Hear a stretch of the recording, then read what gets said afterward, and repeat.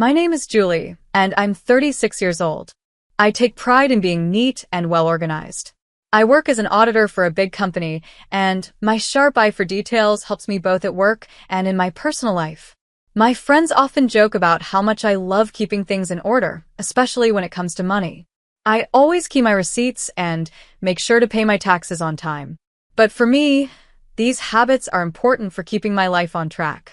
Now, let me tell you how I met my husband, Adam. We first met at a gathering hosted by our mutual friend, Kelly. That evening, I was enjoying some wine and chatting with old college friends when Adam arrived. He was a little older than me, confident, and had a charming smile. He worked as a manager at a food sales company. "Hey, I'm Adam. Do you mind if I join you?" he asked, holding a beer and looking at me. "Sure. I'm Julie. Nice to meet you," I replied with a smile. We connected right away, bonding over our love for hiking and classic rock. A few months later, Adam invited me to a barbecue at his sister Madison's house. It was my first time meeting his family. Madison welcomed us warmly, but her kids were wild, running around, yelling and throwing toys. I felt uncomfortable with all the chaos, but Adam didn't seem to mind. He actually found their energy funny. As our relationship grew, Adam proposed to me during a beautiful hike. It was a simple but perfect moment, just the two of us standing on top of a hill with an amazing view of the valley. Our wedding was beautiful too, though not without challenges. Madison's kids were just as energetic as ever, and while Adam laughed at their antics, I quietly struggled with my frustration. After getting married, we decided it was time to buy a home and move out of our rented apartment. One evening, we sat down to go over our finances, excited to start this new journey together. With our shared love for organization and adventure, we were ready for the next chapter of our lives. I felt hopeful about our future, even though Adam's family sometimes brought challenges. As we moved forward with buying a home together, we had to figure out how to fully combine our lives. "Julie, we need to decide how to split our expenses," Adam said one evening while relaxing on the couch. "Yeah, I've been thinking about that too," I replied. "I can handle buying furniture, appliances, and some art to decorate. What about you?" Adam, who loved giving surprises, had a different idea. "How about I buy you a new car? I know your old one has been giving you trouble," he said with a kind smile. I was thrilled. My car was barely holding up, and the idea of having a reliable new one made me so happy. We started house hunting with excitement, and after a few weeks, we found a beautiful home. It was a little expensive, but we decided it was worth it. Moving in was hectic, but decorating the house was a lot of fun. I spent hours picking out stylish, good quality furniture and appliances. Not long after we settled in, Adam surprised me with a shiny, brand new sedan. "Adam, this is amazing. Thank you so much," I said, hugging him tightly, overwhelmed with happiness. Life in our new home started off great. We both did well at work and enjoyed our cozy space. But not everything was perfect. The relaxed attitude that I once found charming in Adam started to annoy me, especially when it came to household chores. One evening, after a long day, I asked him to help with the dishes. Julie, I had a rough day. "Can't it wait until tomorrow?" he said, looking at me with tired eyes. But I wanted to keep the house clean, so I insisted. He sighed but finally agreed to help. A few months into our marriage, I started to realize that balancing love, responsibilities, and personal habits was not always easy. I started to worry that I might not be able to get pregnant. It was stressful, and even though the doctor told me to be patient, I couldn't help but feel anxious. To make things harder, Adam's sister, Madison, who lived in another state, visited often and always brought chaos with her. Every time she came over, she would unload all her marriage problems on me. "Julie, you won't believe what Jerry did this time," she would say, clearly frustrated. I tried to change the subject to get a break from all the drama, but she wouldn't stop. Her kids were just as disruptive, running around, fighting, and making a mess. After a long work week, all I wanted was some peace, but with them around, that seemed impossible. "Guys, please calm down," I would say, trying to restore some order. "Why are you always so uptight, Julie? Madison would snap back, making things even more tense. Even with these challenges, Adam and I tried to focus on our life together. We loved our home and had big dreams, but dealing with family and personal struggles made things complicated. Every time I asked Madison's kids to behave, I felt like I was fighting a losing battle. "They're making a mess, Madison." "I just cleaned the house," I said, my patience wearing thin. Then one day, when I finally expressed my frustration, Madison fired back sharply. "Well, maybe if you had kids of your own, you'd understand." Her words hit me hard, not just because they were cruel, but because she knew about my struggles with getting pregnant. I couldn't believe Adam just stood there, saying nothing. "Adam, are you really going to let her talk to me like this?" I asked, my voice shaking with anger and hurt. To my shock, he just brushed it off. "Julie, calm down. You're making a big deal out of nothing," he said, taking Madison's side again. "It's not nothing. She insulted me in our home." I cried, my eyes filling with tears. I was at my breaking point, tired of being disrespected in my own house and hurt that my husband wouldn't stand up for me. I knew something had to change. The vase. That Tuesday, Madison showed up unannounced with her kids, saying she needed a break and was going shopping. "Fine, Madison, but make it quick," I said, my stress obvious. She thanked me and rushed out, leaving me with her kids and a sinking feeling of dread. I was in the kitchen trying to make dinner. I like to cook carefully and take my time, but with the kids running around and making noise, it was impossible to focus. "Can you guys keep it down?" I called out, hoping for a little peace. They ignored me. A few moments later, I heard a loud crash from the living room. My heart dropped. I ran in to see what had happened. On the floor, in pieces, lay my grandfather's antique Chinese vase, shattered. My chest tightened as I took in the mess. "What happened here?" I demanded, my voice shaking. The kids stood frozen, guilt written all over their faces. "We were just playing," one of them mumbled, avoiding my eyes. "That vase was priceless. It belonged to my grandfather. Do you have any idea what you've done?" I was furious. My whole body trembled with anger. Just then, Adam walked in, calm as ever, completely unaware of what was happening. "What's going on?" he asked. I pointed at the broken vase. "Your nephews just destroyed my grandfather's vase. Look at this mess." Instead of understanding my frustration, Adam brushed it off. "Calm down, Julie. It's just a vase.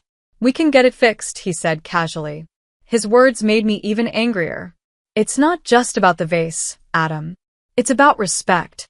Every time Madison comes over, our house turns into a disaster, and you don't seem to care," I shouted, my voice cracking from frustration.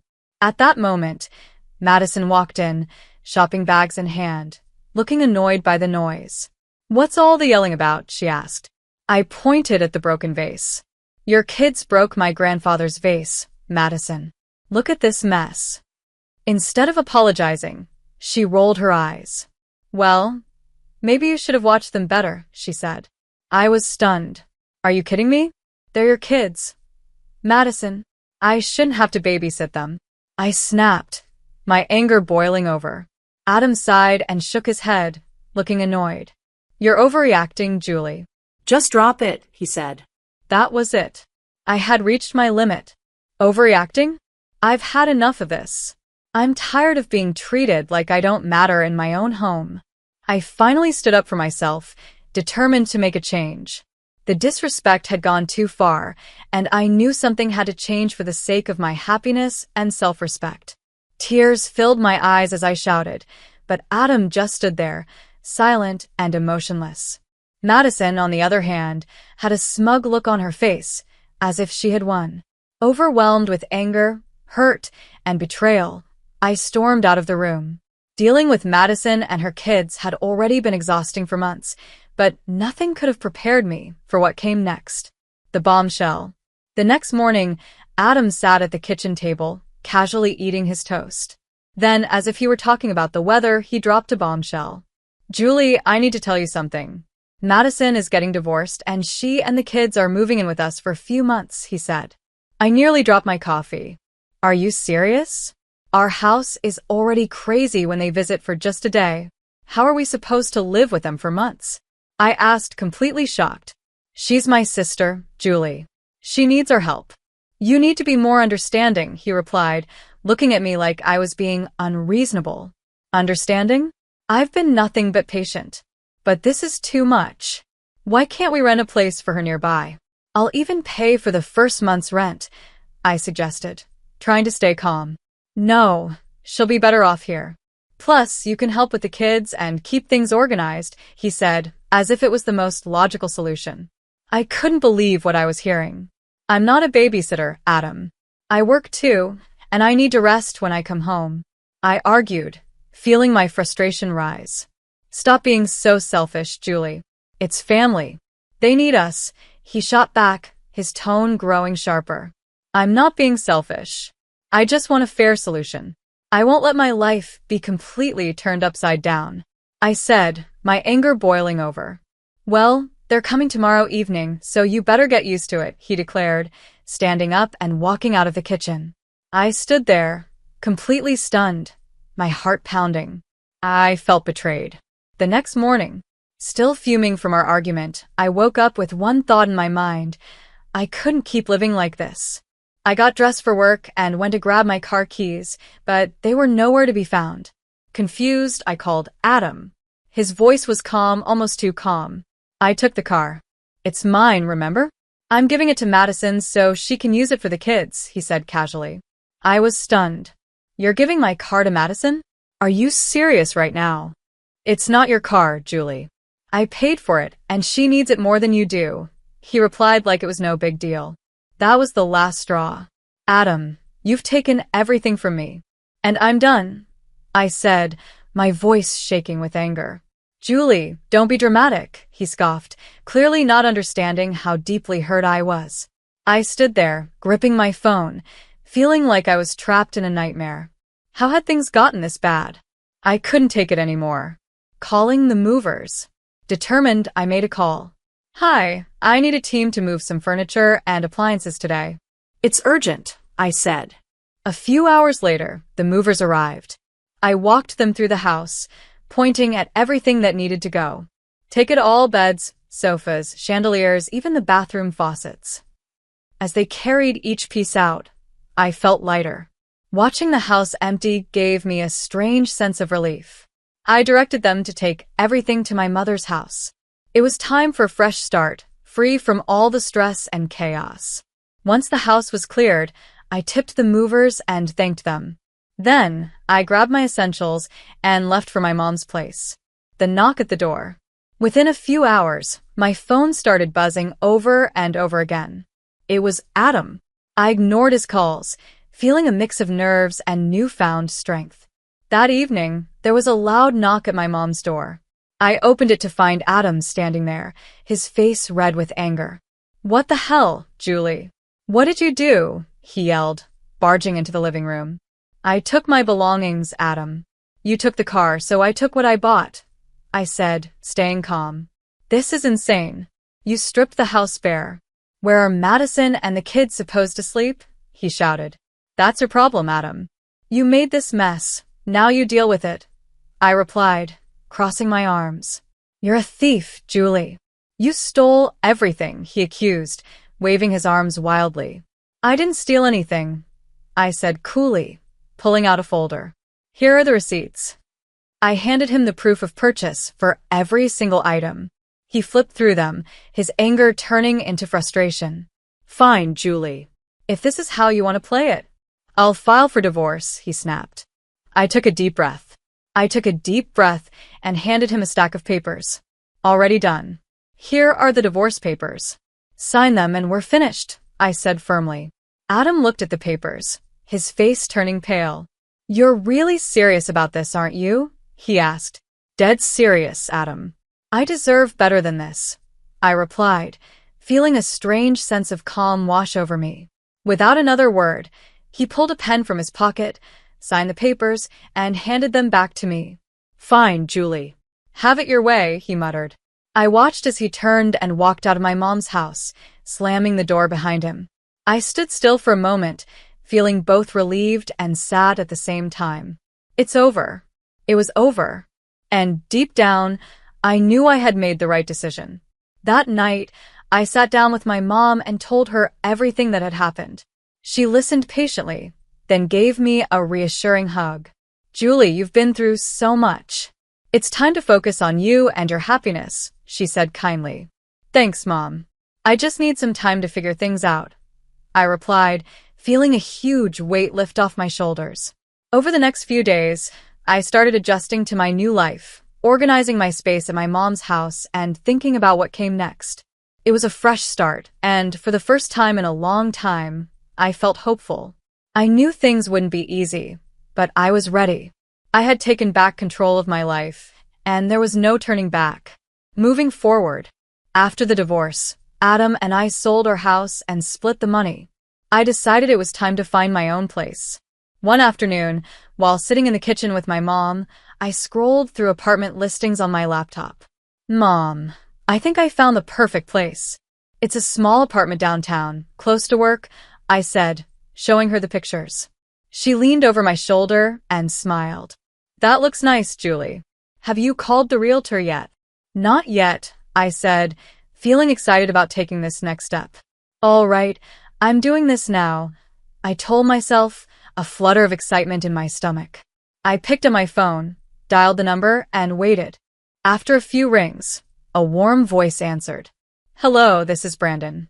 How may I assist you today? Hi, Brandon. My name is Julie. I saw your listing for the downtown apartment. Is it still available? I crossed my fingers under the table and asked, Is it still available? Yes, it's still on the market. Would you like to come see it? Brandon's voice sounded hopeful. That would be perfect. How about tomorrow afternoon? I tried to keep my voice steady. That works for me. Let's meet at 5 p.m., Brandon confirmed. We ended the call, and the next day I was downtown, ready to meet him and see the apartment. Brandon was standing outside the building, his smile warm and welcoming. Hi, Julie. Great to meet you.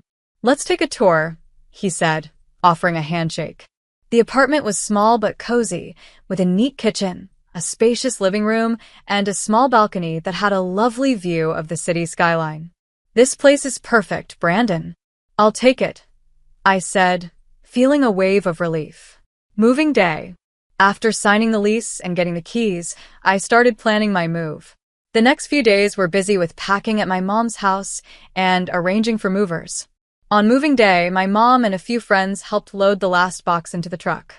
I felt a mix of excitement and nervousness about this fresh start. Julie, this is a wonderful new beginning for you, my mom said, giving me a hug. Thanks, Mom. I'm looking forward to making this place my own, I replied with a smile. We drove to my new apartment, and with everyone's help, we quickly unpacked and set things up.